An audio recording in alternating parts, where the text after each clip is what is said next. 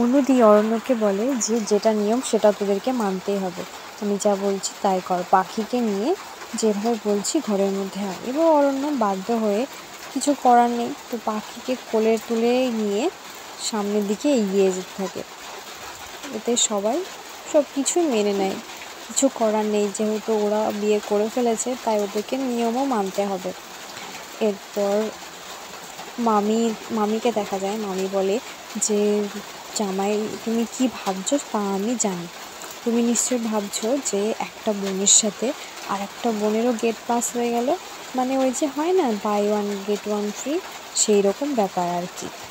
এরপরই শুরু হয় ওদের আশীর্বাদের পর্ব। প্রথমে দেখা যায় যে দিদুন পাখিকে আশীর্বাদ করে সুখী থাকার জন্য, এরপর অরণ্যকেও আশীর্বাদ করে যেরকম বিয়েতে নিয়ম হয়। এরপরই দেখা যায় যে মামির ইচ্ছা না থাকলেও মামিকে দিয়েও আশীর্বাদ করানো হয়, মামি অরণ্য এবং পাখিকে আশীর্বাদ করে। এরপরই অনুদিকে দেখা যায়, অনুদিও তাদেরকে আশীর্বাদ করার জন্য বসে আছে।